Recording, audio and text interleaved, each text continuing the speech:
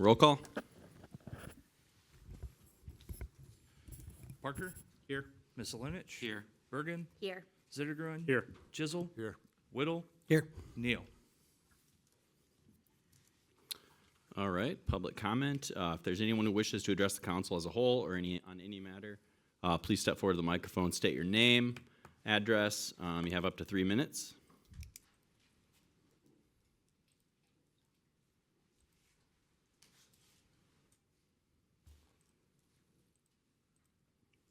Hearing none and seeing none, we'll move on to the next agenda item.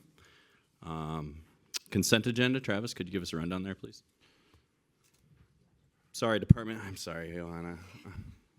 Can we just move quickly here through the city manager, department head, and council reports? Yes, one thing do want to point out, city staff was recently made aware with the Iowa DOT Highway 9 project. That's bid letting is next week Tuesday. Project set to take the whole construction period whole construction season this year.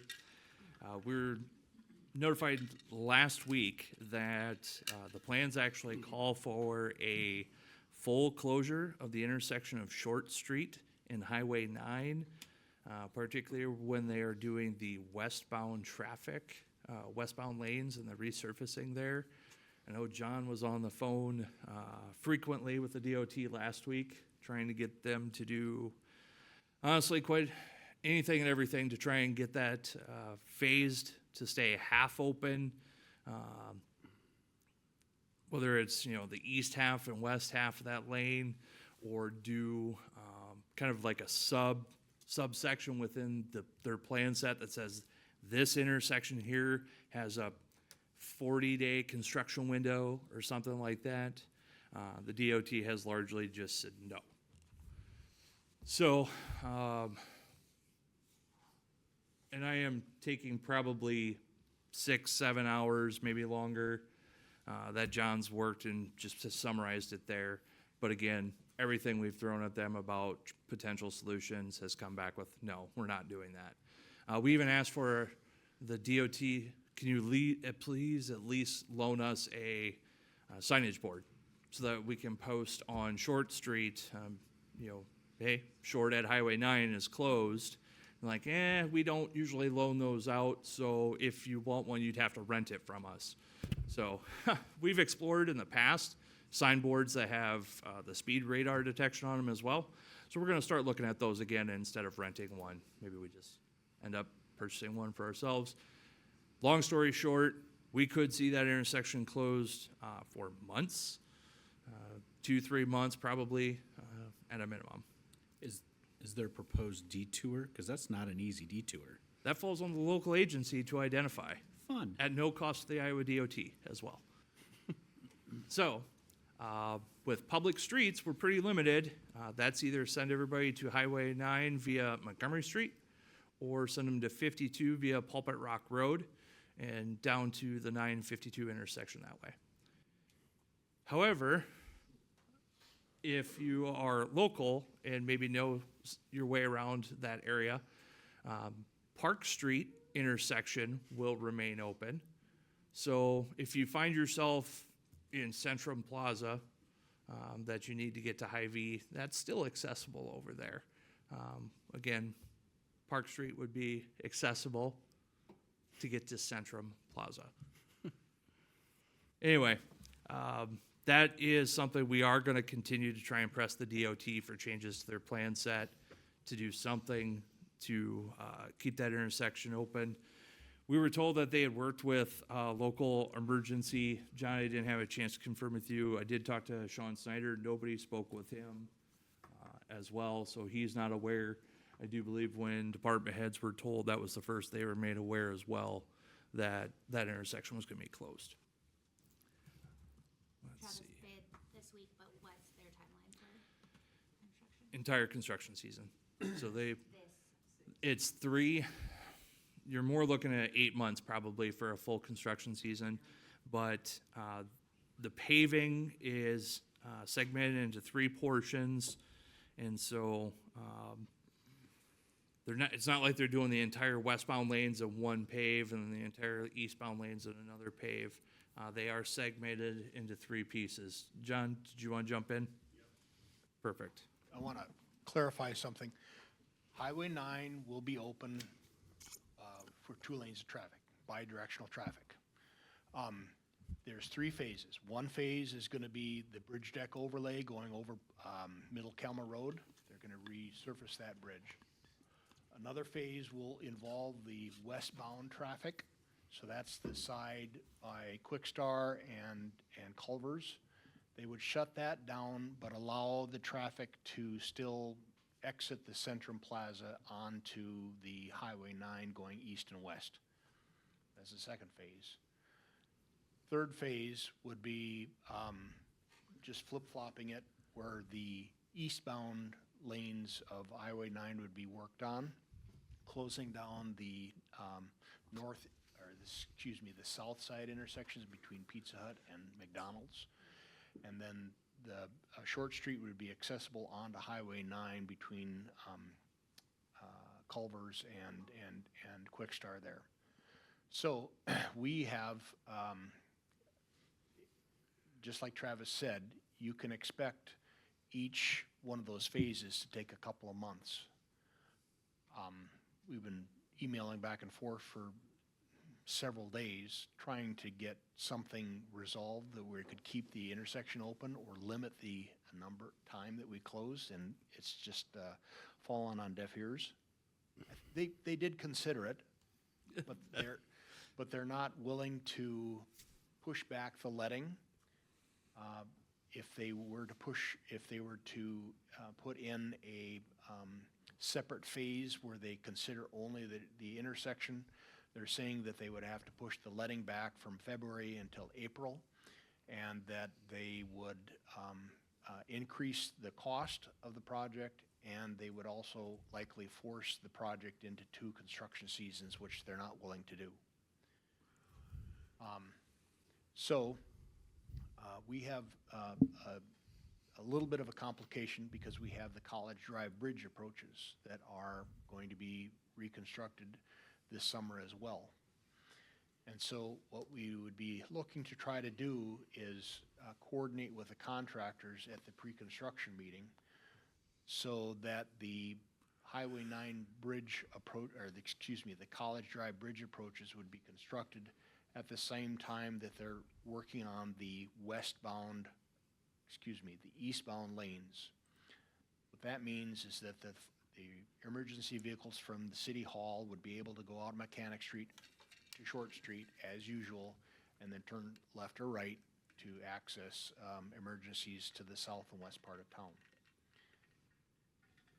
Once both of those parts of the project would be completed and the College Drive would be done, it opens up to full traffic, and that's where we would be working with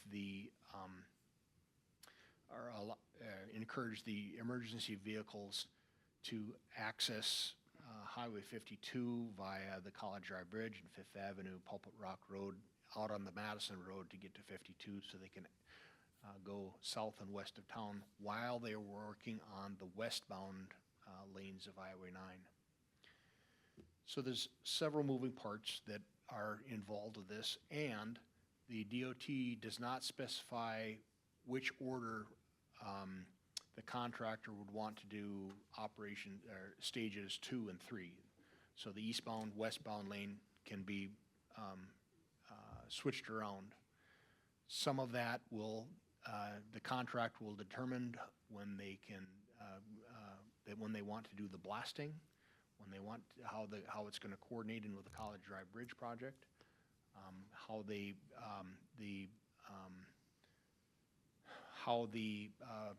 staging on the bridge deck overlay over the Middle Kelmer Road is going. So there's a fair number of moving parts. So I hope I did a sufficient job of explanation. Yeah, it's important I appreciate that clarification, John, because when I say the intersection's closed, I was meaning for months, we're not gonna be able to access Highway 9 from Short Street.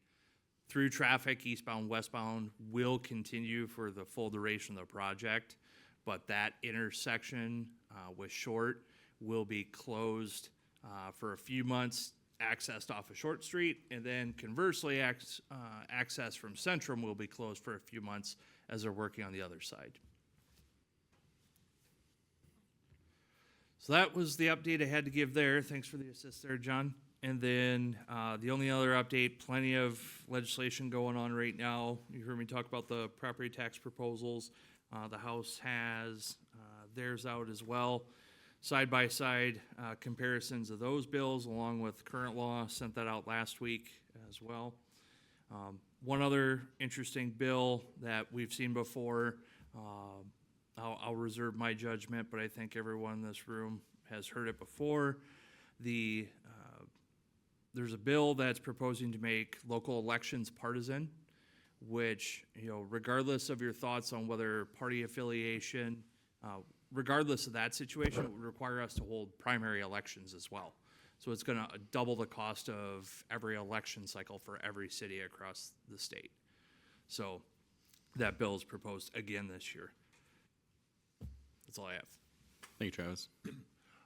Travis, just a quick question. Yeah. And I don't know if we still own it. Don't we have a portable sign, lighted sign that we could put out there? Park Rec used, or did we get rid of that? I'm not aware of one we've owned in my tenure here. Not a message board anyway. Okay, Mark, you? okay, all right. Used to though. Yeah, I know we used to, and I just, I don't have kids involved in Park Rec, so I don't see things when I drive by, but you sit out in front here quite often and say registration and have an arrow to point. Gotcha. So. Okay. Okay. Yeah, we've been pretty low tech as of late. A lot of paper and poster board. Yeah, no, that's fine. If we had that though, that'd be a start.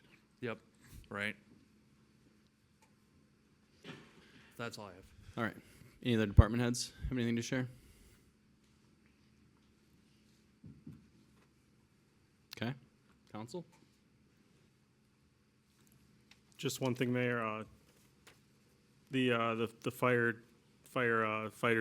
fundraising gala is this Friday, and here's your encouragement to buy your ticket or zoom in on this and steal mine.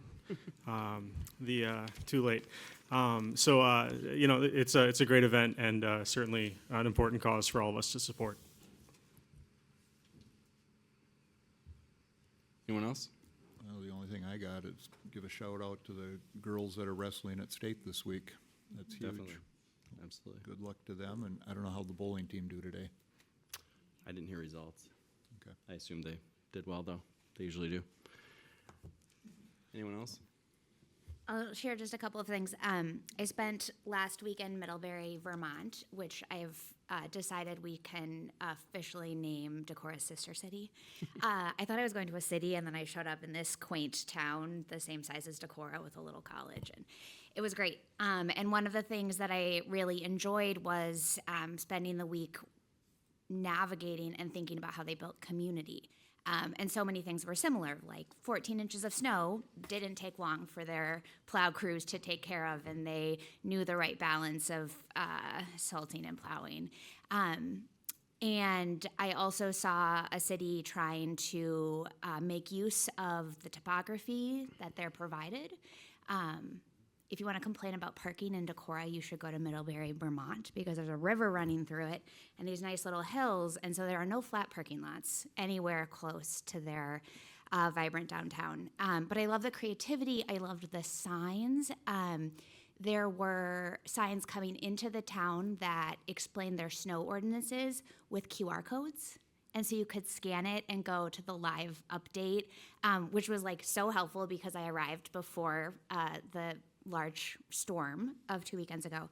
And I also appreciated seeing the small improvements to their streets as they tried to help pedestrians navigate across sidewalks and bikes. And I just am sharing this because we're not alone as a small community trying to make improvements a little bit at a time. And I'm really proud of everything that I see here and was easily motivated to throw a couple new ideas into our community by visiting somewhere else. Also coming home, just like feeling grateful for the sense of belonging and community that we have in Decorah, and just really understanding that there's a role for each of us to play in making this community a really great place. So if you're looking for opportunities to do things, I am currently writing pen pal letters through the RSVP program with elementary students, and it is joy to hear the insights of a third grader sharing perspective and asking questions like, what is leadership? What is city council? It's very fun. And then just honored to be a part of some community organizing around developing mutual aid networks and remembering and reminding council members that the city has a really important, valuable role to play in our community, and it's often in partnership with our nonprofit community, our business community, and just the general spirit of individuals. And so I'm looking forward to the coming months in our consideration about how to partner and work alongside others who have great solutions, because we know we can't do it all. Thanks for being here, y'all. Glad to be a part of this. Anyone else? I'd just like to say, just a reminder to council members, for attendance, please let Travis know. I know we've had some people gone here the last few weeks. Remember that it is in our rules and procedures that you should let either Travis or myself know if you're going to be absent, so we'd appreciate that. What I've been up to, I signed our application for Tree Cities of the World. We have, 2 years of recognition now. I talked to Sam about that. We're one of 3 cities in Iowa to be named a tree. Thank you, Nathan. I appreciate that. We're one of only 3 cities in Iowa to be named Tree City of the World. Even more impressively, ready? Hold your applause, please. We're only one of 210 cities across 24 countries to receive the designation. So it's pretty awesome. Appreciate that. Thank you. This recognition reflects the care, effort, and long-term commitment of our community that we've put into growing and protecting our urban canopy. So. Steve, thank you for mentioning. I was going to mention the Decorah Volunteer Firefighter 7th Annual Gala this Friday at 7 to 10, $30 for your ticket. You can get those online. I met with Sean Snyder from Emergency Management this past week. While I hope that we never have to use their services with regards to a catastrophic emergency, it was good to get caught up to speed with their day-to-day operations. Met with Brad Chamberlain, Luther College's president, last week. Happy to report that we had a productive meeting. I look forward to working with him and Luther, and hopefully we can find some projects that are mutually beneficial. I also met with our county assessor and the Winnebago County mayors at the Winnebago County Conference Board. It's good to meet some of the other mayors in Winnebago County, and hopefully we're going to get together and talk shop here at some point. Lastly, I just wanted to thank the Onzak family. I just came from Mr. Onzak's Celebration of Life for sharing their father, Dennis Onzak, with our community for decades.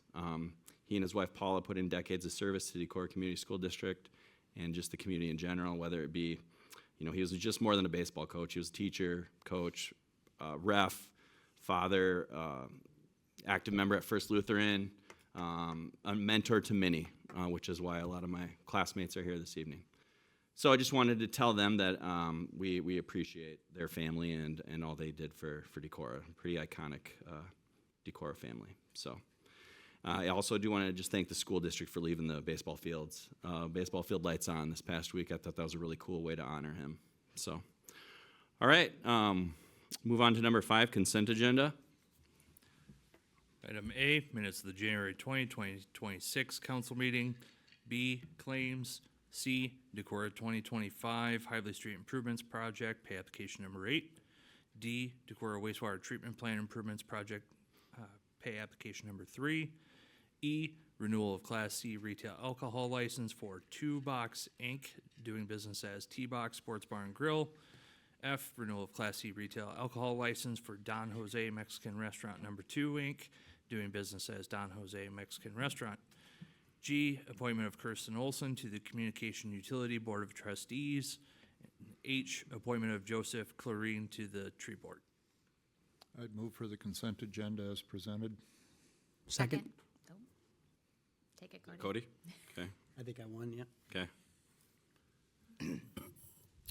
Motion made by Chisel, seconded by Whittle. Can I get roll call? Chisel. Aye. Whittle. Aye. Parker. Aye. Misselinich. Aye. Bergen. Aye. Zittergrun. Aye. All right, approval of the consent agenda passed unanimously. Move on to item number 6, considering resolution setting the date for a public hearing on proposal to enter into general obligation loan agreement and to borrow money thereunder, excuse me. So typically for setting public hearings, we'll put these in the consent agenda, but really wanted to call this one out.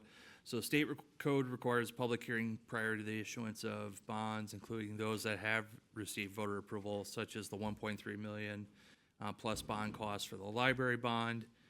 And the proposed bonds also include 3.2 million plus bond costs for the 2026 Hively Street Improvements Project. There has been some discussion on repayment of bonds by using enterprise fund revenues in lieu of the debt service levy. Regardless of the repayment method that council wants to use moving forward, I would still recommend general obligation debt be issued as it results in a lower interest rate than revenue bonds. So still set this hearing and plan to issue them as general obligation debt to get that lower interest rate. Proposed resolution would set the public hearing for February 16th council meeting.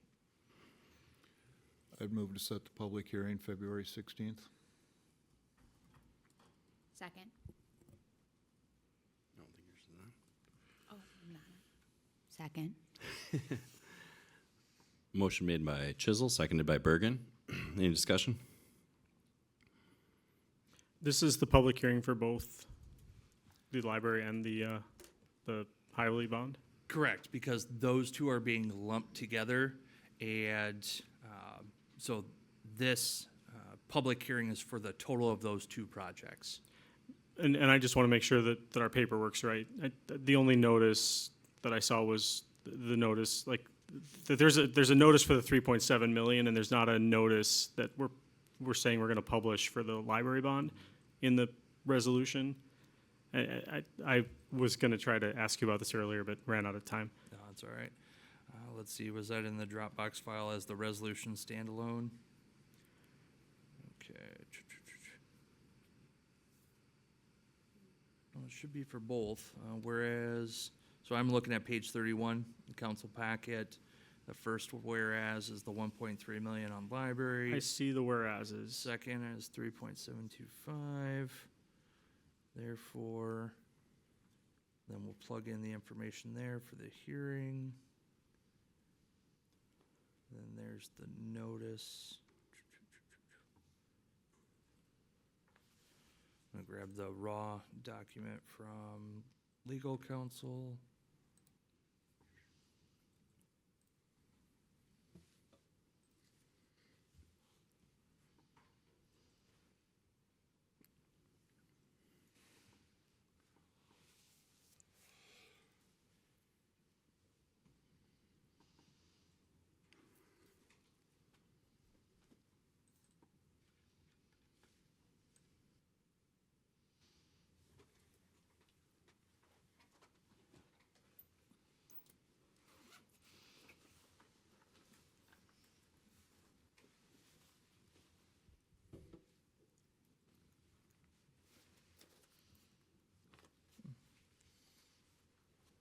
John, I don't suppose you remember off the top of your head if the public hearing is supposed to include, I was pretty sure it was supposed to include both of them as far as the issuance of geo debt, right? Even voter approved? Voter approved, yeah. Yeah. So if council is willing to approve, knowing that the expectation is those two that I outlined, I will get confirmation from Dorsey Whitney. I just pulled up they'll send the entire proceedings in one large Word document that we pull from, and I'm not seeing a separate notice for the library bonds in there. I can get confirmation from them on publication. So whoever made that motion maybe should Should we amend it? accept a friendly amendment that it includes notices for both the 3.7 and for the library bond. I see both of these in the resolution, so I'm just seeking clarification of the concern. The first whereas is the library bond for 1.3, and the second is for constructing street, sidewalk, stormwater, drainage, et cetera, snowplow. I mean, that's a fire truck. For the total amount, I don't understand what's missing. Travis could probably clarify better than me. Go ahead, So Travis. the resolution has those two in it, but the notice itself only has the general obligation that's non-voter approved Got it. for Hively Street. And actually, thank you for pointing this out, because I forgot to note in my background, this is also the fire truck as well. I only had Hively, but this is the $525,000 authorization on the fire truck as well. It will not be part of the same bond issuance. That would be commercially financed, is the expectation, because we're not anticipating delivery for another year or so. But this would give authorization for that commercial financing. So who made the original? Randy. I would rephrase the motion then to include the changes as discussed and set the public hearing.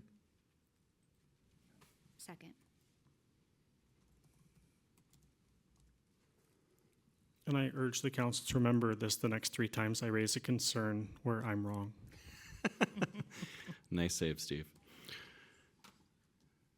Roll call. Chisel, Aye. Bergen, Aye. Misselinich, Aye. Zittergruen, Aye. Whittle, Aye. Parker. Aye. Motion passes unanimously. Moving on to item agenda number 7. Consider authorizing order of dump truck outfitted with snowplow and sander unit included in FY27 draft budget. So during the budget workshop, it was noted that we have a proposed snowplow for purchase in fiscal '27. The lead time on these are pretty substantial. If we were to place that order today, we would expect delivery in October of '26, so we would catch before winter. In addition to that, we did have we had a snow truck, a snowplow, had the rear end drop out of it. We actually are going to replace that unit and make the repairs, because it's not the worst of the units that we have. So council expressed interest in go ahead and getting authorization to get this order placed, but it would still be expensed in fiscal '27. So $270,000 is what we budgeted, currently quoted at $259,889. I'd move for approval. I'll second. Motion made by Chisel, seconded by Basilinich. Any discussion? Roll call. Oh, sorry, Joanna. My 14-year-old would like to petition the city to consider purchasing orange snowplows moving forward. The nice thing about not having orange ones is when somebody gets mad at an orange one on the highway, they don't call me. I mean, they still call me and they tell me it's orange. I say, not us, don't worry, Right. not us. But oddly enough, we do color code our trucks, not just for that purpose, but if somebody calls and says, hey, somebody didn't have a seatbelt on, actually haven't taken that call here in Decorah yet, I can ask what color truck and narrow it down to department. So, We should do a poll for a name like Minneapolis does with their new snowplows. I think do they even paint the blades on them? Probably, yeah. Or there's another city in Iowa, I think, that does that, where they name them and It's Minnesota. paint them. Yeah. Yep. We can look into something like that. Good news is we have until October to figure that out. Good call. All right, I think I asked for a roll call on that one. Okay. Chisel, Aye. Misselinich, Aye. Bergen, Aye. Zittergruen, Aye. Whittle, Aye. Parker. Aye. All right, motion passes unanimously. Number 8, consider approval of sustainability funding request from Sunflower Child Development and Discovery Center. The Sustainability Commission received a request from Sunflower for essentially the third installment of $10,000. The original request they had was for $50,000 at the time they're fundraising. Sustainability said, we'll give you 10, come back year after year after year. And so this would essentially be that third installment. The $50,000, we'll call it pledge, if you will, was leveraged in seeking grant funding to purchase the water table at the Discovery Center. So that's what this revenue coming into them was earmarked for, is that water table. So the Sustainability Commission has recommended funding the request. As noted during budget discussions, council in '26 did retain approval authority of sustainability funds. So that's why it's here. Travis, do we have documentation of the initial pledge? No, so it was not a pledge per se. I should, air quotes, pledge. The initial request was 50, and sustainability said, we're not gonna do we're not gonna do 50,000, just come back year after year after year for $10,000. And this is year 3. This would be year Correct. 3. I move the request, approval of the request. I second. Okay, motion by Zittergrun, seconded by Whittle. Roll call. get Sorry, discussion. open for discussion.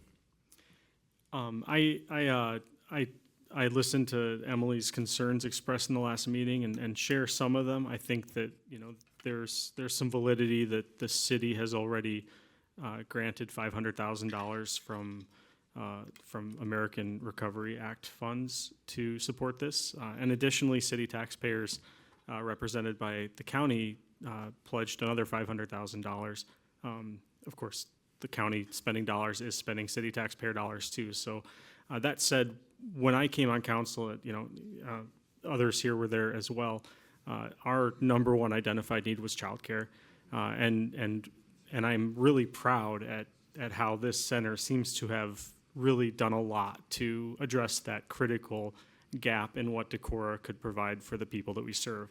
It's like I feel like that goal was accomplished, and I think it reflects well on not just the city and the county, but like the whole community for coming together and making a really amazing project happen at Sunflower. I want to sort of express to council why I think we should continue to support this. I mean, the first thing is the Sustainability Commission has thought about this carefully, and this is their recommendation, although we still need to be responsible in approving their recommendations. But the second reason is that it feels like this is a separate kind of thing from meeting the childcare need, that this is addressing environmental education in a way that seems to me to be very much in line with the Sustainability Commission's work and the sustainability plan of the city. That this isn't just meeting a childcare need, this is teaching, a generation of children about how water works. And in Iowa, and particularly given the situation with, I would call it a dearth of care on the part of our state government for our water quality, I think all that we can do to educate and encourage education of our water quality is a good thing. I don't know if you've seen this water table, but it's really incredible, and I think it does its job really well, and I feel like it's worth supporting, even though I kind of wish we maybe had thought about this a little more carefully at the outset.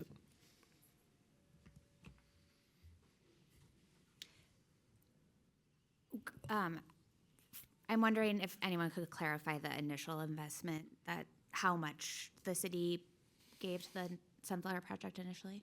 So the initial was 500,000. Was 500,000. So that was the initial, and then the city also, we did a grant is how we had to structure it for the equivalent amount of the building permit.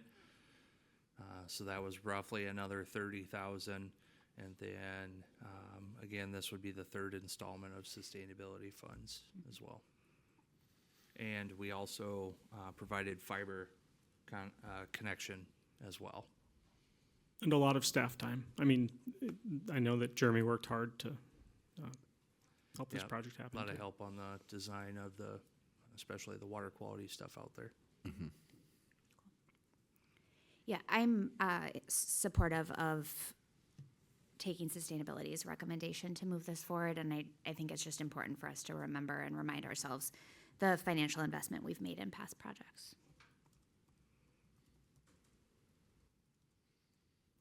Any other comments?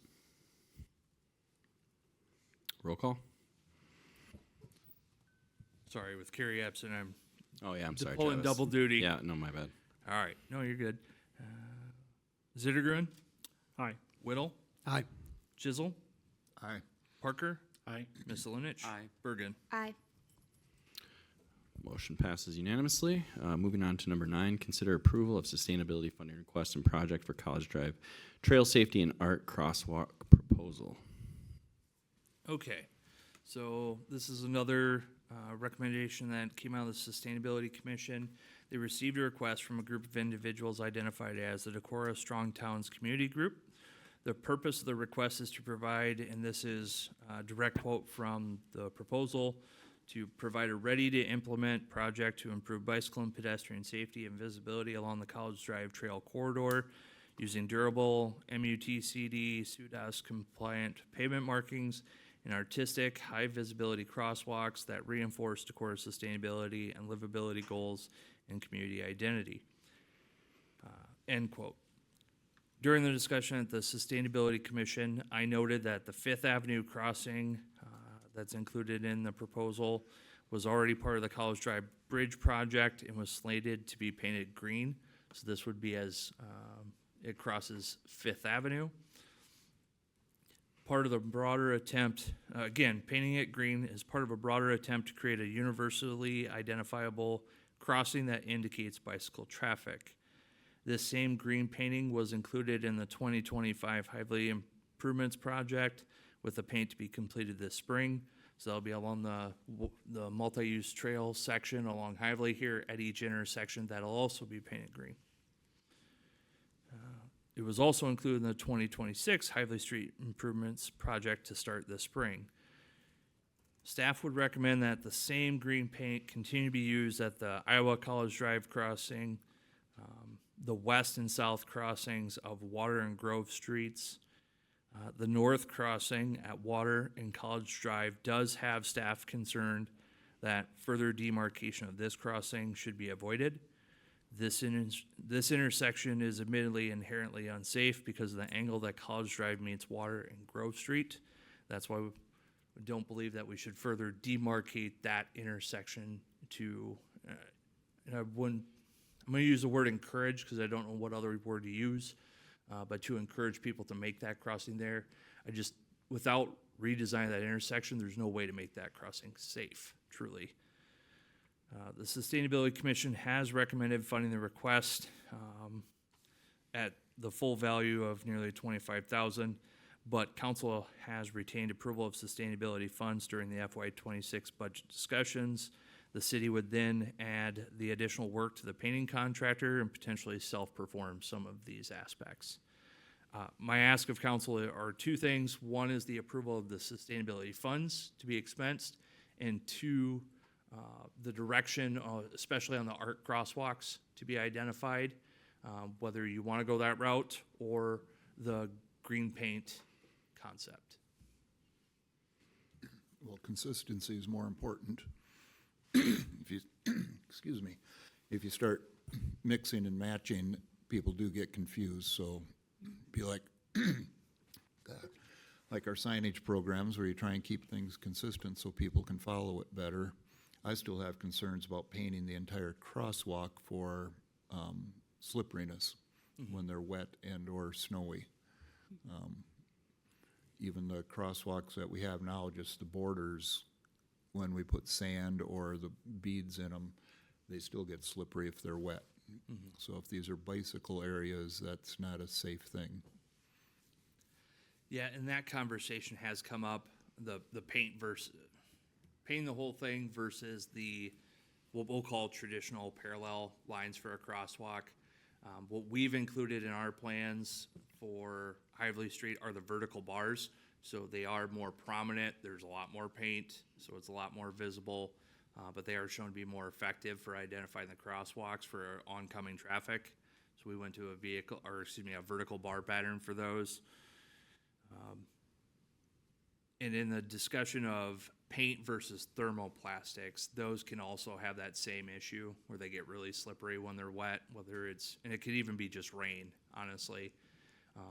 But the thermoplastic, where you really see the benefit of this, and the budget used for this proposal, my understanding does not include routing. So if you route thermoplastic in, you get a lot more longevity out of it because it keeps the snowplow blades running over the top of them.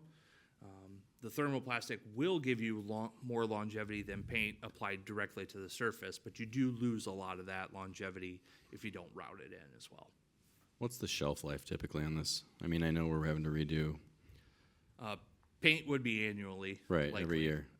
So if you're doing the artistic paintings, that would be something that, we stress with our painting contractor to have it done by Nordic Fest. That's what we always stress with them. We don't always get them here by them, but we've had pretty good success with that. Yep. And so we'd want those either touched up, redone before Nordic Fest, or if we do change course, sandblasted potentially, at least clear them up, get them ready so that they can be repainted later. Paint will be annually. Thermoplastic applied directly to the surface, you're looking probably 3, 4, maybe 5 years on it. If you're doing thermoplastic with inlays, you're looking at a lot longer timeline on those, because again, you're keeping those plow blades going right across the top of them. Now, I will say we were trying to work into a previous SS4A grant application for that thermoplastic equipment. It was the cheap version, essentially, just a hand weed burner that you then use to adhere it. Those are really tough because if you don't heat it long enough, bad adhesion. Cook it too long, bad adhesion. You get a lot of unevenness. The machines that you put over top simply anchor down and heat that way, a lot more effective. There are other areas that we might want to try and pilot those, but even the thermoplastics, those aren't the art style crosswalks. Those would be vertical bars and stop bars, stuff like that. Sure. Yeah, a couple of things. Sorry, I think in lots of bullet points, so maybe hitting too many things here. One, transparently very excited about this project because I got to work with Luther students who were really excited about this, and the quotes that they gathered from their colleagues about concerns of walking and biking the College Drive corridor to get downtown were striking, and I sort of hoped that's what they were thinking, and then it turned out to be true. And so they're really asking for easy, visible wayfaring signs to say, yes, you should be here. This is where you can bike downtown.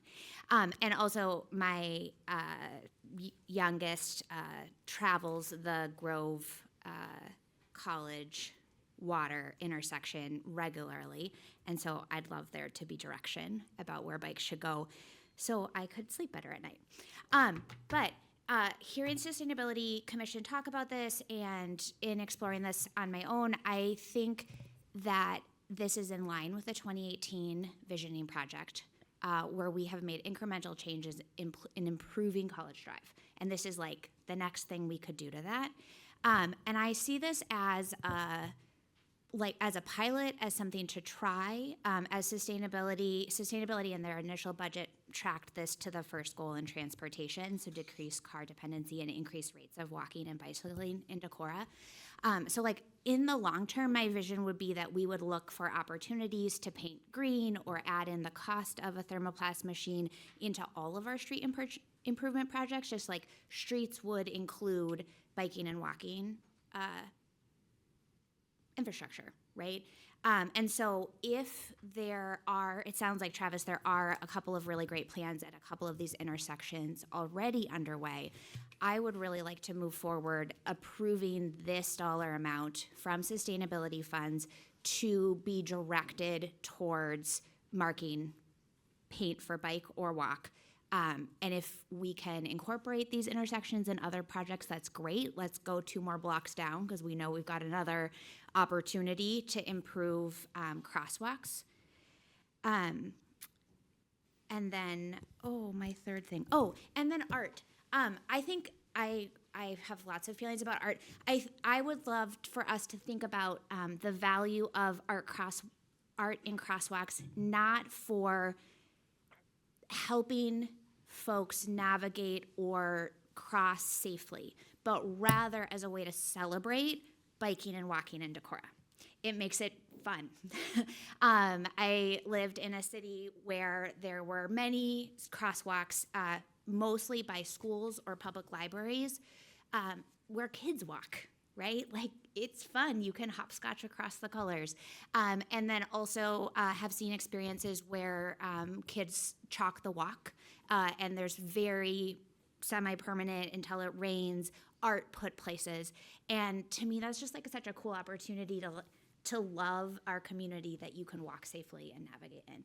So in general, to council, I would be super supportive of saying this sustainability money goes towards walking and biking infrastructure, prioritize College Drive corridor, use the funds up this year in a smart infrastructure way. And then we can look for other ways to think about this idea of how we celebrate the community that we want to be building. I also want to agree with that, with the sentiment of keeping it consistent. I'm also excited about public art, but for consistency's sake and for clarity for both pedestrians and motorists, I think just the straight green paint is it's just simple and straightforward, and I think that's what we need for such a highly traveled corridor. I'm also really excited to see this come through. This is something I've kind of been asking about a little bit and wanted to put forth sometime this year, but it's already coming forth, so this is great. As somebody who cycles a lot, it's always been kind of ambiguous there. Like, should I be riding on the sidewalk? Should I not be? I think the cars are kind of sometimes confused as to where the bikes are going to be at too. So I think if we just make this a designated spot and the cyclists know that they can ride there, the motorists know where the cyclists are going to be, I think it's just safer for everybody. And yeah, I'm really excited to push forward and promote more cycling and safer roads for both driving parties and pedestrians. I'm hearing a lot of the same thing being said, so I won't pile on. I do want to say that Strong Towns Decorah is an organization that I'm pretty involved in, and just acknowledging that I helped start it and I sort of convene it. Although this project was not my baby, it was the whole group's project, and I'm excited to see it come here. I think that this is, again, this is something that's fairly obviously a need for Decorah. We've spent so many hundreds of thousands of dollars on great bicycle trails throughout our community, and we haven't taken the next obvious step of making sure that people know where they are and that drivers are aware of where they cross places where cars also go.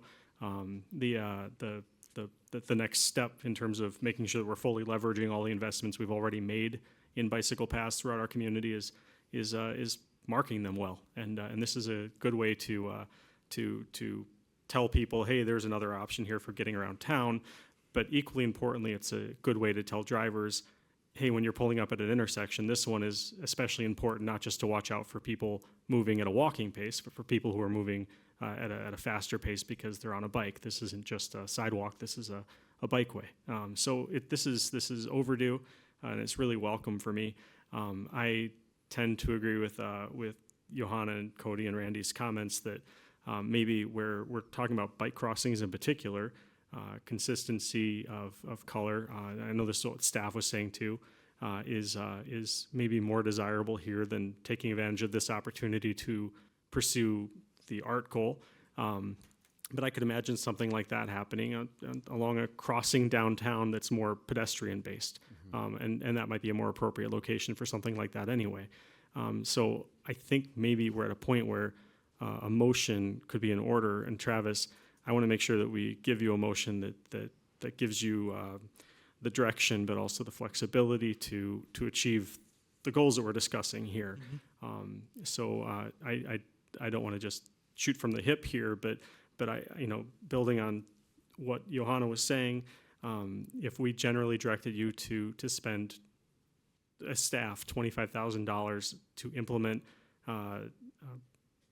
bicycle and pedestrian focused markings with a focus on the College Drive corridor, and specifically, kind of additional, not already planned expenditures, but kind of a way to jumpstart Decorah's bicycle marking program. Would that be a clear enough direction for you?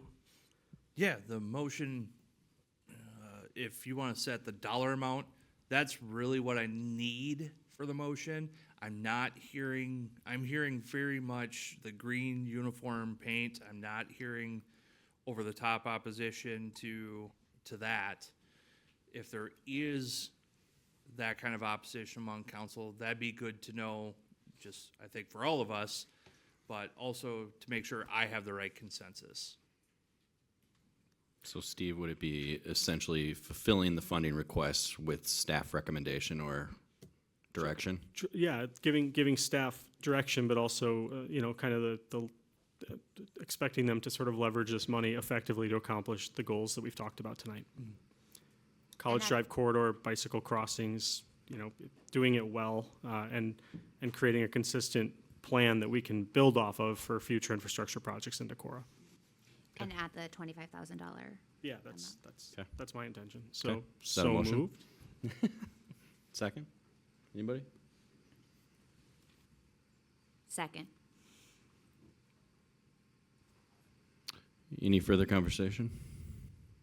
Discussion? I'll just add two things so we can keep this percolated in our mind. One is I stopped into the chamber and asked about, what could we do if we were going to improve biking in Decorah, and helping folks know how to get from downtown to our tourist destinations like Ice Cave Road, and the trailheads, the easy points to get onto Trout Run Trail was one of the things that was identified. So I love that this is an alignment as well as creating an environment that helps folks come and visit Decorah and spend some money here. And then second, just thinking about the bike car intersection, and I'm thinking about Andy, sorry, I'm going to call us townies. There are two intersections at the start and stop of Water Street, right, where we all know you don't use your blinker. Because if you use your blinker, obviously you are from out of town. Also, when Or a driving, rule follower. or and I have a 14-year-old in driver's ed who points out to me every time that he's like, we're moving from one name street to another name street. We should use our blinker. And I just think it's a reflection on how car-centric we are and how we follow patterns. And so how might we intentionally shift infrastructure to follow patterns that keep people safe who are walking and biking. Yeah, so love that focus on that one intersection. Thanks all. I did want to add a conversation point quick. So I know you kind of touched base on public art, and I know predating the first of the year, SMID was having some conversations again in regards to public art and what that would look like in the long run. We really haven't formulated a process and what that would look like.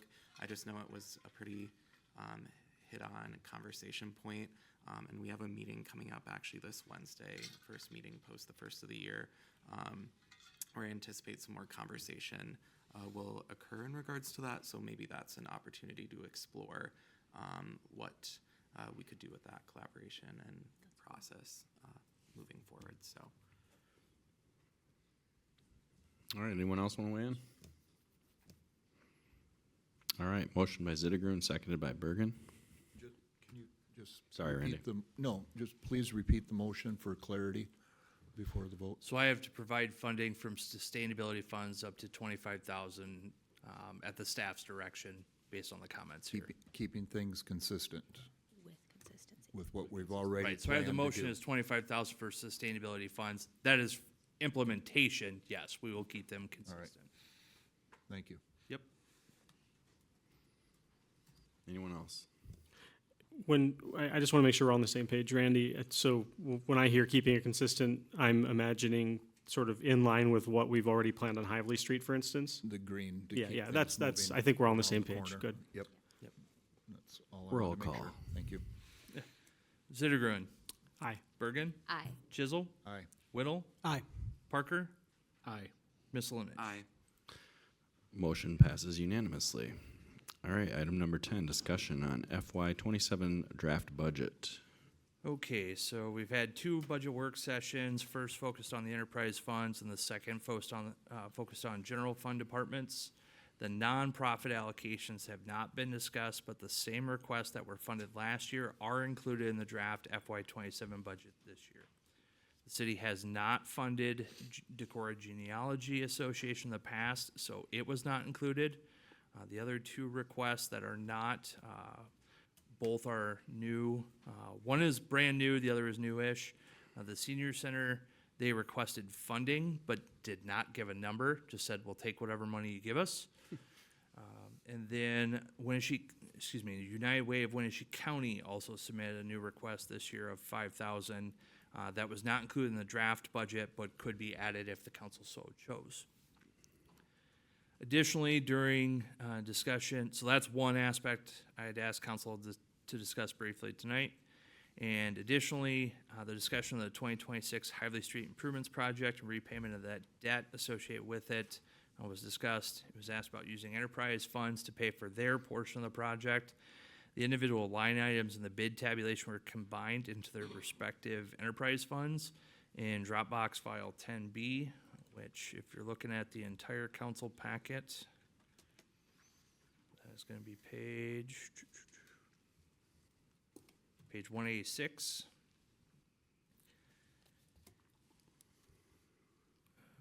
So that shows the breakdown and associated debt repayments per fund. Any line item that was not clearly identifiable as water, sanitary sewer, storm sewer, such as mobilization, traffic control, excavation, left it in the street allocation because that is the vast majority of this project. Once consensus is reached on that 2026 debt repayment, then there's 4 options of tax levies that are presented at the end of the FY27 budget workbook. That's included as Dropbox file 10A, but the last 4 options are just the preceding 4 pages. Those start on page 182. I do want to add that this isn't the last checkpoint for council, that you don't have to discuss those 4 options. Quite honestly, if you don't reach a consensus tonight on Hively Street, that's not the end-all, be-all either. If you want to take some more time to think about the repayment of that. But these 4 options include the use of no debt service levy at all. So that's if we use, primarily it's if we use all the enterprise funds to repay all the debt associated with that. Using the debt service levy with no adjustments elsewhere. So just 100% of the debt paid through the debt service levy. And then 2 other options that use the debt service levy but reduce the employee benefits levy. One by $259,700. Don't ask me why, because it made sense when I did it, but now I cannot remember why I used that number. But that's one option. The other is by $500,000. This would draw down some of the balance in that fund and minimize the increase to the debt service levy. I will point out the $500,000 decreasing that levy for the the employee benefits levy by about $500,000. You have essentially the same levy rate as if we had no debt service levy increase at all. Excuse me. So maybe start with the easy one, hopefully easy one, nonprofit discussion. As it's drafted, everything that was funded last year is included in the budget. New requests, senior center, they didn't ask for a certain dollar amount, take what they'll get. And United Way of Winnebago County was requesting $5,000. So I have a quick question and just a clarification point. When it comes to the nonprofit request, when we allocate out, we have to provide a direct tangible impact back to the taxpayers, correct? Correct. So what we've done in the past is adopt a resolution that specifies what that public purpose is, what it, it's Iowa Code Chapter 21, is that right? 21. No, it's, right, 21's open. It's Article 3, Section 31 of the Iowa Constitution. That crossed a little bit there. Nice pull. Actually, is Rob in town today? He was. He was. He may have spoken my 5th hour. Gotcha. Class Article today. 3, Section 31 of the Iowa Constitution says you cannot use public funds for a private purpose. So we have to specify what is the public purpose of giving these funds to these other nonprofits. For all the other ones, we have adopted a resolution that gives that public purpose. If we provide it in the budget for the United Way of Winnebago County, we'd have to do the same before we write the check. In terms of the senior center, much like the child care center, I think it's important to support early stages of life and later stages in life, both bookends of our community. So I'd like to see us fund to some degree the senior center as requested. Not sure what that amount would look like, but I'd like to see us give some kind of support to them.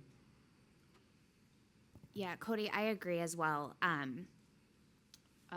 I've attended events at the senior center and made use of it as a facility to rent out both for 4-H and family gatherings. And I have this overwhelming sense every time I go of a reminder of how much folks need connection in our community, and that this is a resource that's doing it so well. And also like wanting to bring a quilt and paint and make things more exciting. So looking at their needs list of just like window repair, I think there's some basic things here. And so even if it's a small amount this year, I like I think it's meaningful to offer some dollars there.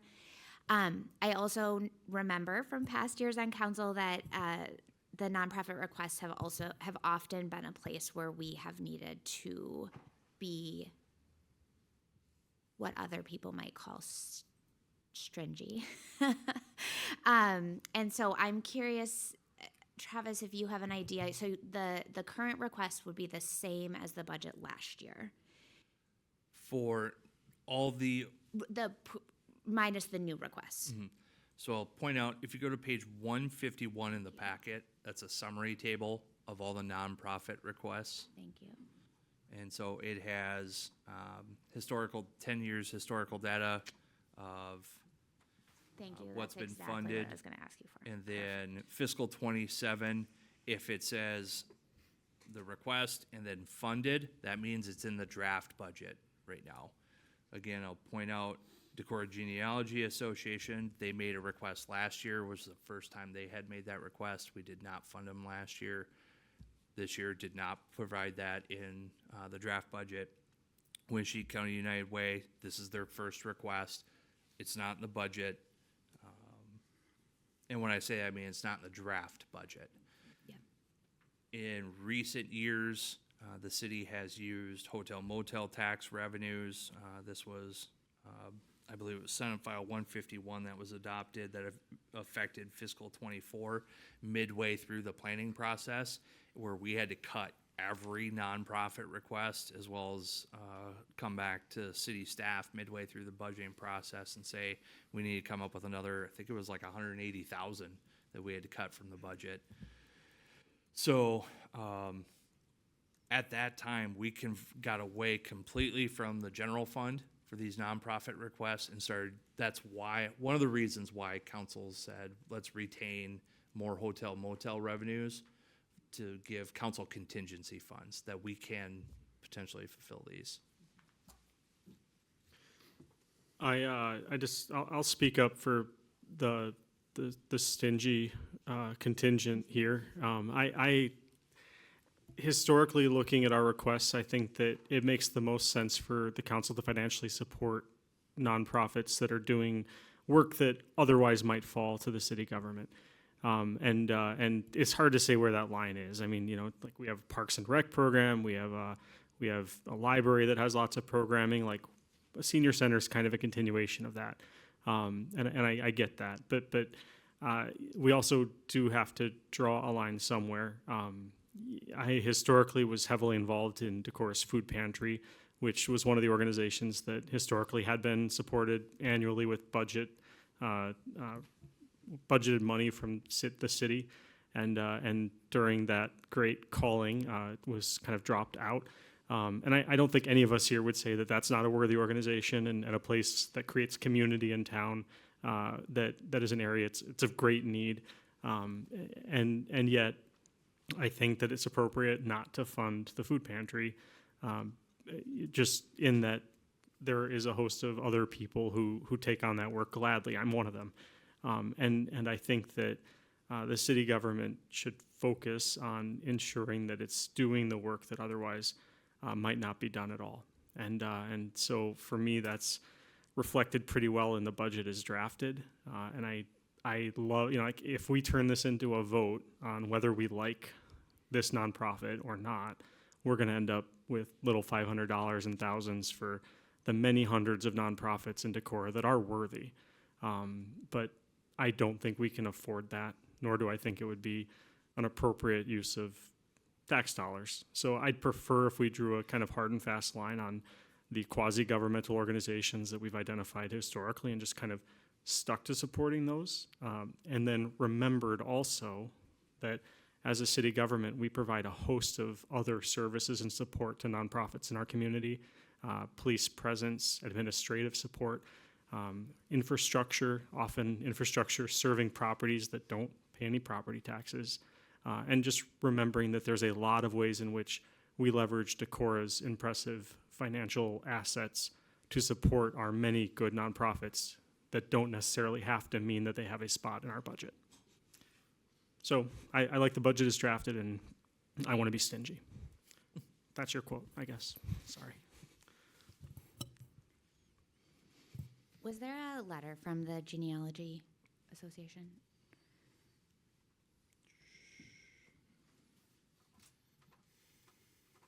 And while we're looking for that, Mark, if you'd let me put you on the spot, I'm curious about thoughts at Park and Rec of offerings across the age span. I think we talk a lot about children's programming, right? And then there is, I mean, I participate in Park and Rec, right?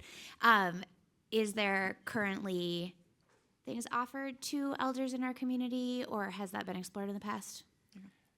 I think a lot of engagement with older adults are through like RSVP, engagement with letters of Santa. Yeah. We also have a high level of volunteers, like at Community Prairie, the Butterfly Garden. So there's a lot of engagement there. I think there's probably 20 to 25 active volunteers. So not only volunteering, but also participating in programs like that. Yeah. So, but Thank you. that is, there's, you know, more we can do and more we can explore with the older adults. And then, you know, another big thing is pickleball too. There's a lot of older adults that participate in that. So. Yeah, and we've made a significant investment there. So thanks, Mark.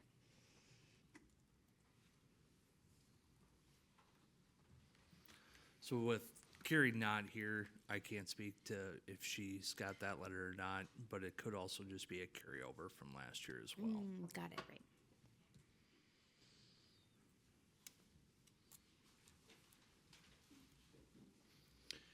Any other thoughts on the matter? In regards to the senior center, I know you said they, and based on the information, they didn't provide a named amount. So if that's something we did discuss, is that something that we're looking to set on our own, or would that be something we could go back to them and say, are you looking for a set monetary amount, if that's something we wanted to proceed with? Could definitely go back to them, especially if the council wants to maybe say we want it to go to Johanna's point. They reference window replacement and stuff like that. If the council says we're willing to help you invest in the building, but you don't want to offset operational costs or something like that, could certainly ask them to come back with a proposal that we can provide funding to assist. Or if the council says we want to just do an outright allocation, you could do that as well. I also like the idea of remembering that as council, we can just be like populating ideas into the community. So seeing that they're gently proposing that the mural could be updated or replaced. So that might be an interesting, like, I don't see that as a city funded investment, but saying it out loud in public can sometimes help.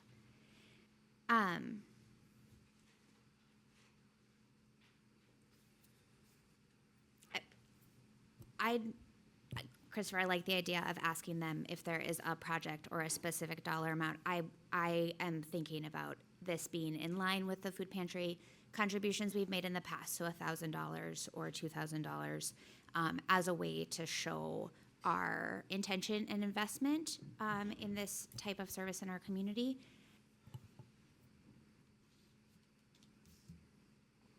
I also agree with that. I just want to reiterate that I think it's important that we take care of our senior citizens, and help them pay tribute, respect. So I'm still on board for giving them some kind of support for what they may need for the building.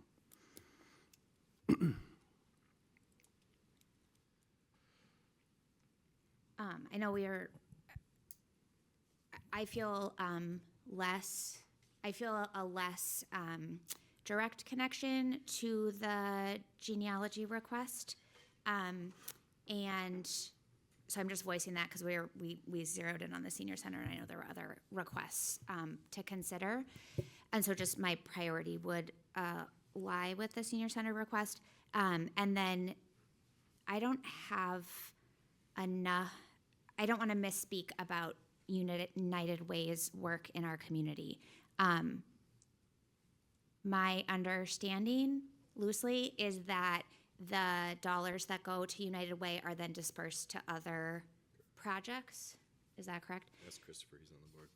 Christopher's on the board. Can you tell me what United Way does with their money?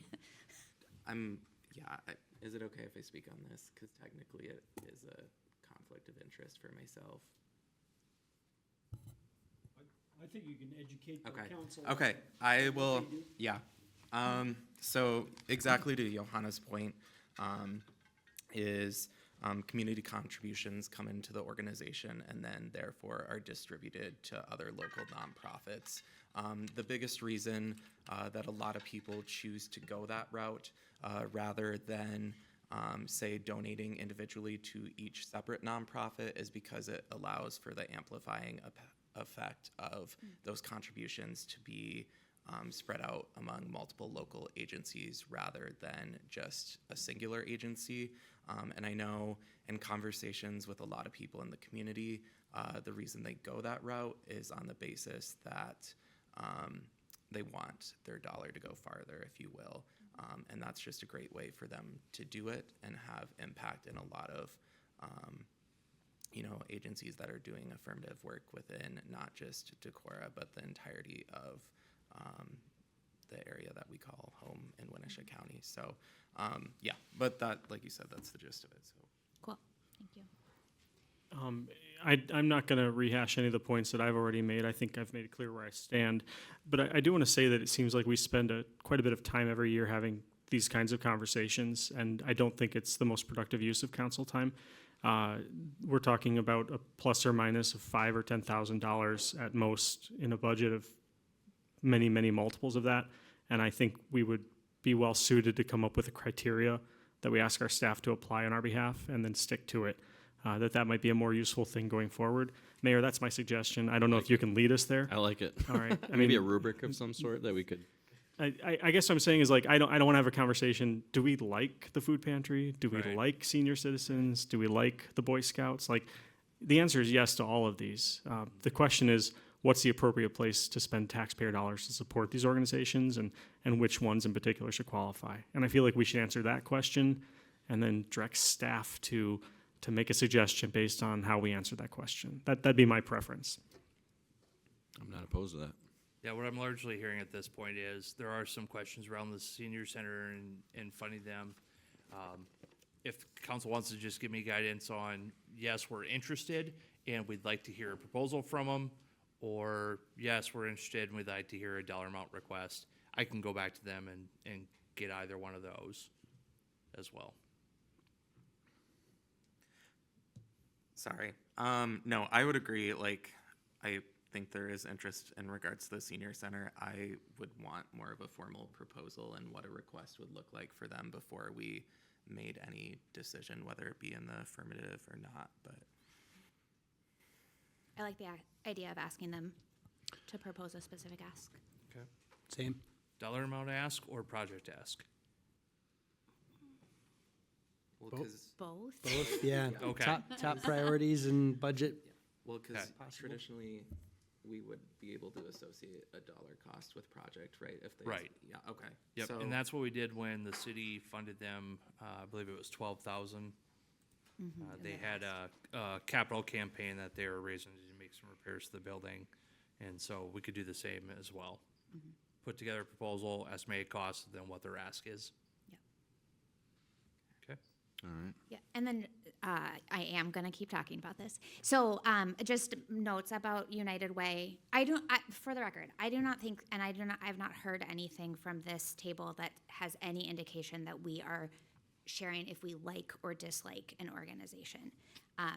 And I think that I've been hearing comments about what value add we want to do in Decorah. In relation to the United Way, just so we have record of some commentary, that is a harder request for me because we don't know where the funds will be dispersed. So it is less clear that there's a vehicle to assign city goal attainment through that delivery mechanism.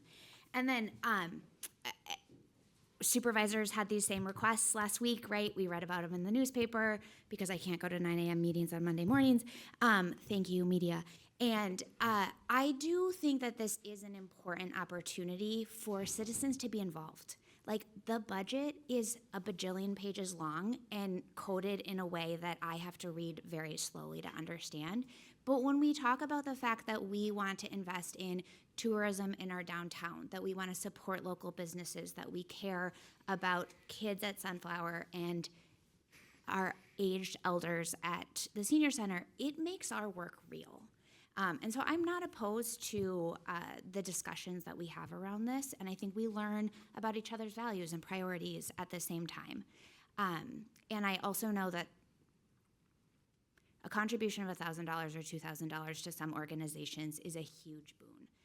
And so I also feel like there's opportunity for us to create really big impact. So that's all.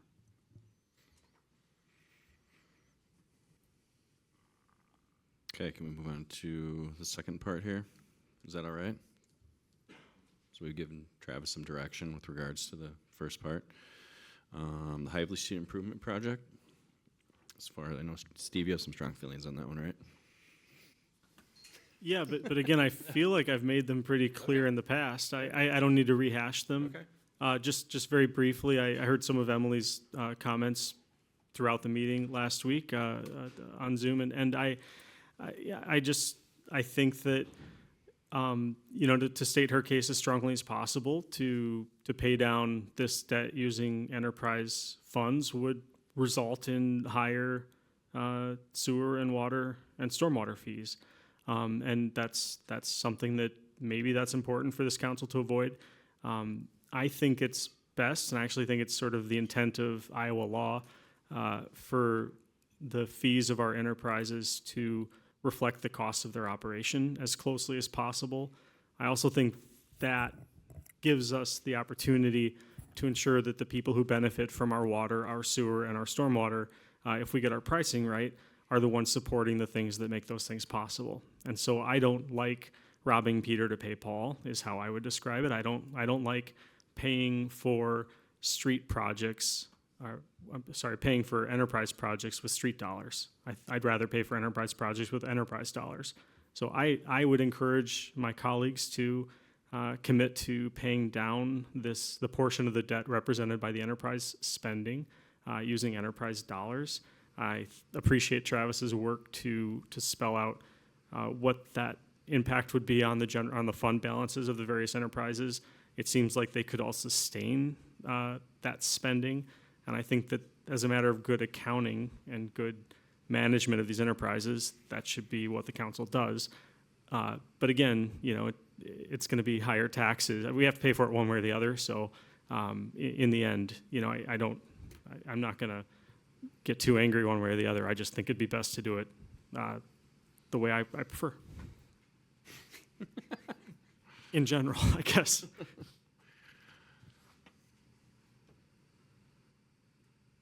At risk of asking questions I don't know the answer to, I try not to do.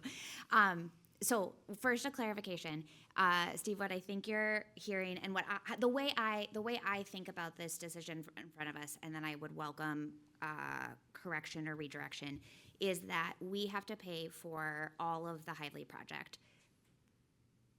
Period. And so the question is, does the property taxpayer pay for all of it, or does the ratepayer pay for the water, sewer, and storm sewer work, and the property taxpayer pays for the streets. Is that right? Yeah, I think that's a fairly succinct summary, except the streets could also be paid from a number of other revenue sources besides property tax. So we could pay that down using lost funding, or, does that make sense? Sure. Yeah, And yeah, so, as it's currently proposed, though, it would be in the debt service levy. Those decisions would be made at a different place if we wanted to. Okay. So, is there guidance from the state or like legal requirements for enterprise funds to pay for all of the costs that they incur? Not required. Not So, required. Okay. The general fund, 810, in theory, you can even use that to pay for water, sewer, storm, for years, well, actually, we use street funds to pay for storm, because the stormwater improvements directly benefit the streets as well. But, sorry, segue. You can use general funds to pay for anything that is legally, a legal use. You can use the general fund. And is that true for the telecommunications utility we're setting up as well? No, because that's a separate entity. And interesting segue, it's actually required, prohibited by Iowa law to use taxpayer dollars for the formation of a telecommunications utility specifically, which is why it took us so long to actually make it happen. So it's prohibited in Iowa law for a telecommunications utility to use property tax dollars. And is that the only utility that has? Correct. Got it. That does explain some of my confusion about the situation. Yeah. Okay. I sometimes forget about that carve out. Anyway, I unless we're hearing new arguments one way or the other, I feel like, it's just time for the council to say what it wants to do. You all know how I feel. Yeah. To again recap, there's essentially three high-arching concepts here. One is debt service for everything. The other is have the enterprise funds as well as local option sales tax repay the debt for everything, so no debt service levy used there, or a combination in between. So you could have water, sewer, street, or water, sewer, storm, water, sewer, street. You can really do any combination in the middle. That's your third option. I think the other argument that hasn't been brought up is that, considering using enterprise funds to pay down at least part of this debt is one way that we can hold down the total levy amount in a year when the school bond is going to hit.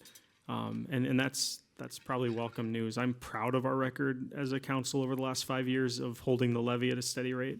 And I don't think that's widely known in the community or appreciated, but I'm proud of it. And I think we should continue to try to hold that line. This is one way to accomplish it. Travis, I don't want to put you on the spot, but what's the staff recommendation? Ooh, okay. So I would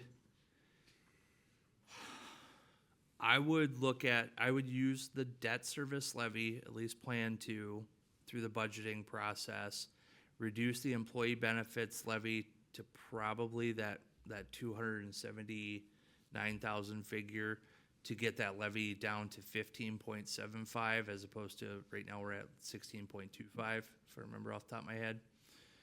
So it'll bring it down substantially still by using debt service levy and bring the employee benefits down. There's a little bit of rebound that we'll eventually have to do on the employee benefits levy, because right now that only generates, we would overdraw that by 170-something thousand roughly. So we could do that for another 2 years maybe, get that fund balance down a bit further, but we are gonna have to rebound, send the employee benefits levy back up. I would do the debt service levy, because when that has to go back up, or if other things do happen that, potentially a fire station project that ends up on, and that brings the debt service levy up, we can come in on the backside and say, all right, with this one, we are gonna use combination of any of the enterprise funds, including local option sales tax, to repay. And we have done that in the past with Locust Road. We used, I believe, 175,000 in one fiscal year, and then maybe even 225,000 of local option sales tax to make a debt payment on that one in the past.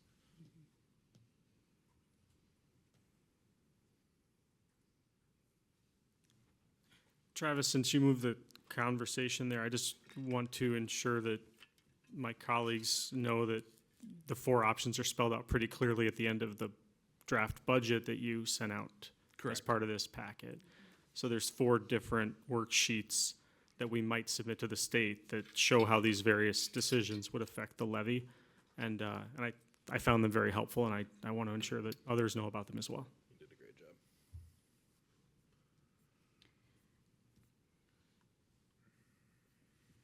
And if you have the tabs, it's important to note the 4 pages there. If you have the bookmarks tab open, that tells you the title of them and tells you in the description what they are.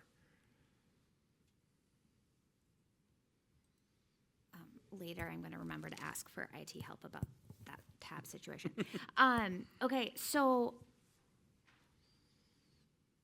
in general, from our budget discussion, and Travis, you explaining some things to me as well, lean towards putting this all in the debt levy right now, and to explore paying that down more quickly with enterprise funds.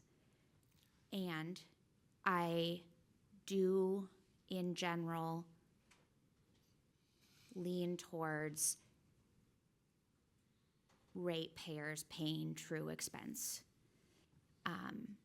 And I know that we've had a bumpy history of water and sewer rates in Decorah, and I understand why past councils made certain decisions.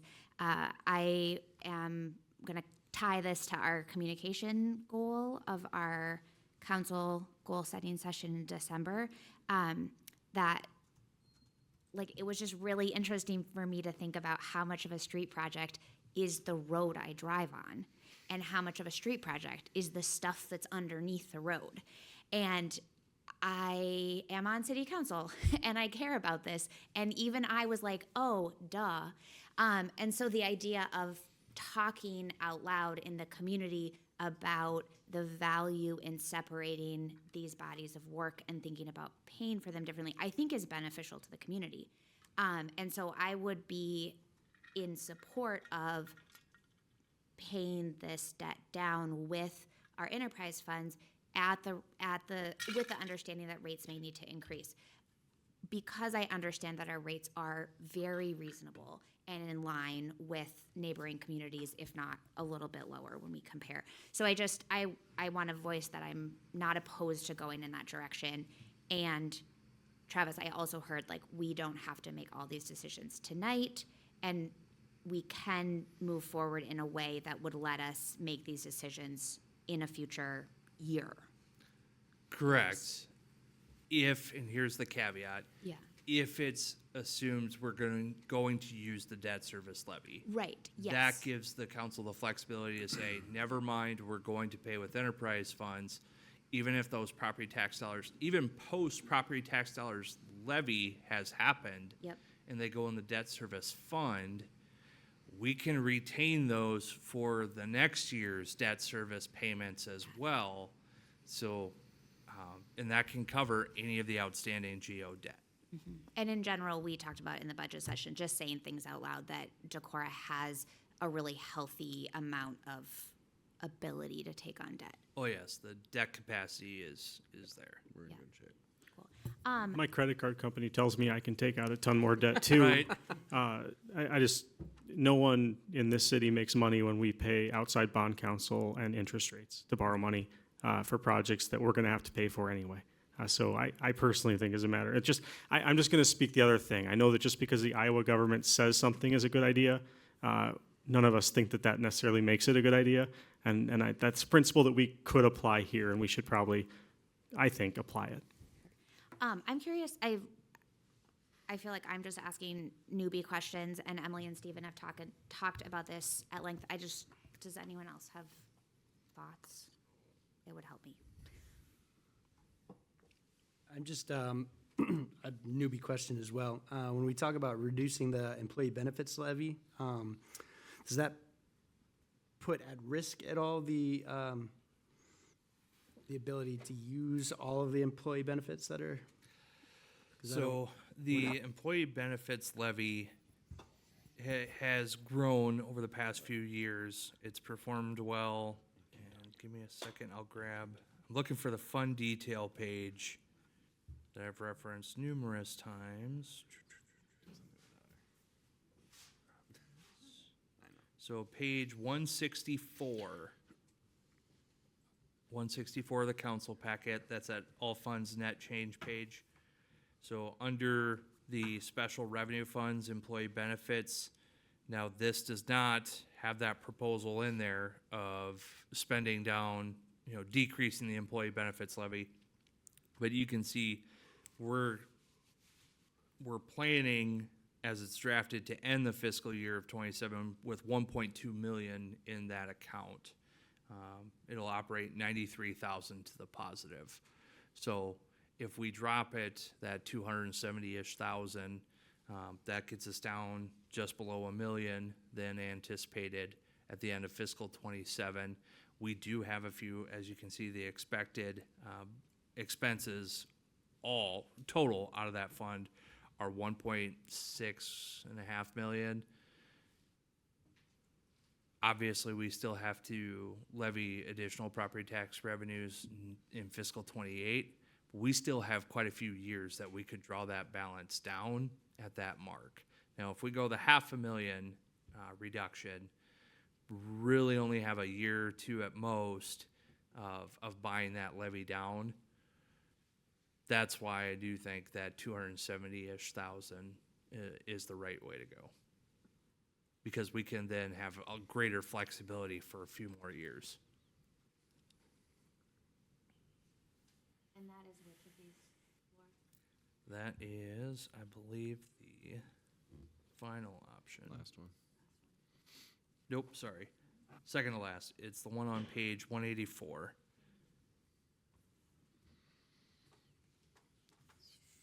1575.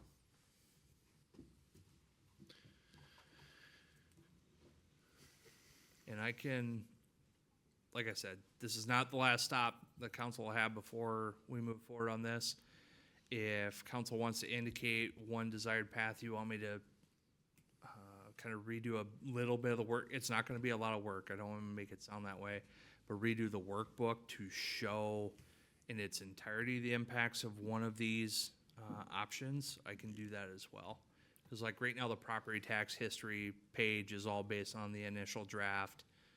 So I can update all those relatively easily. Travis, go ahead, Mayor. I was just gonna say, I know Emily has some pretty strong feelings on this too. Yeah. I wouldn't mind waiting for her. I know she wasn't planning on missing tonight's meeting, so I don't know if I necessarily, I mean, it's up to you guys, but No, that's a good point. I think tabling it wouldn't be a terrible idea. And what I suggest wouldn't loop her out, Okay. but my suggestion would be, Travis, on the it might simplify things if we could address our desires for the how much we want to spend down the employee benefit levy, because then we're sort of reducing the number of decisions we have to make. Travis has suggested a sort of middle road that doesn't spend it down too quick, but does buy us a little bit of a lower levy at 274. And so what I wonder is maybe for our next discussion, if you could just present us various options for how to handle enterprise repayment of the debt service, but just kind of assuming that we want to proceed at that middle 274 Okay. spend down of the employee benefit levy. That would simplify the discussion, yeah. Yeah. I'm opposed to that. So I just want to make sure I understood correctly. You want to see 100% debt service levy applied or enterprise fund, 100% out of enterprise fund plus buying down. I guess I just want to make sure I understand which scenario. I'm hearing middle ground on the employee benefits, which is going to get that levy down. As it's drafted on page 184 of this document, this assumes 100% of that is repaid through the debt service levy, with that buying down the special, the employee benefits levy. So are you wanting me to show tax implications if we use different enterprise funds for that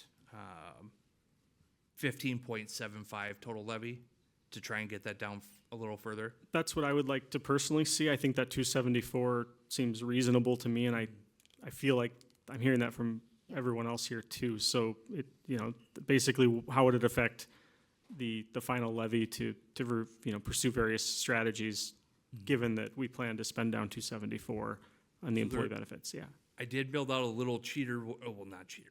A way you can do that as well. If you look at that breakdown sheet, page 186, the levy result shows the full balance. Like, for example, first column's water, which is only about $97,000 of the total project cost for water. So that's only 3.5% of the project. If we allocate 100% of that payment of the water costs and pay it out of the enterprise funds, that would reduce the levy by 0.02808. That's what that levy result is. That's a reduction in the total levy by 2 cents, 2.8 cents. So that applies for each individual column there. If you do the sewer, the storm, the street, if there is also maybe a target dollar amount, we could come up with that as well. But if you're looking at just, okay, if we allocate everything for water, sewer, and storm, that's a reduction in the total levy of 22 cents approximately. Yeah. And I guess one of when I saw that earlier today, one of my takeaways was we're not talking about a tremendous move on the debt levy by practicing what I consider to be better accounting. And so I think we ought to. That if we're going to move it 20, you know what I'm saying? It's not a huge change in the property tax to pay this out of enterprise funds. But again, that's a conversation where maybe Emily has a chance to pitch in on next time we meet. Yeah, we're talking about 20 cents more or less if we do the storm, sewer, and water from enterprise funds.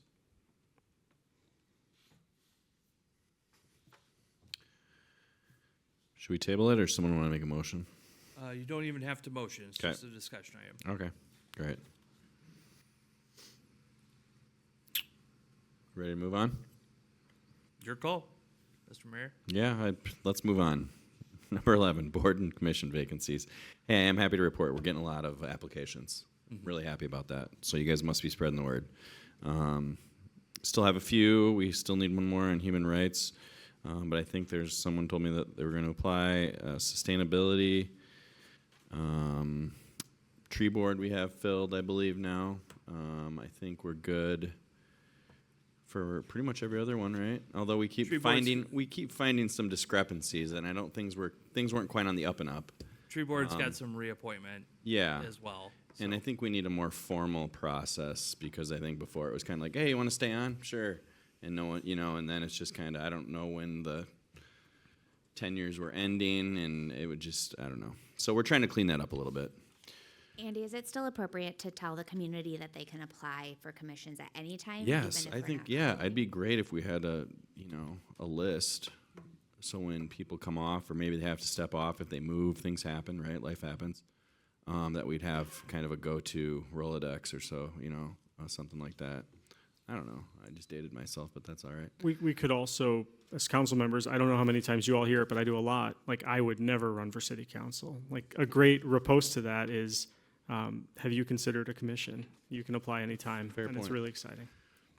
That application is available on the website all the time. Yep, So. absolutely. So just want to make a plug for that. Any other matters on the council this evening? Randy, you got anything? Oh, you look like you're about to say something. He's about to adjourn. Move to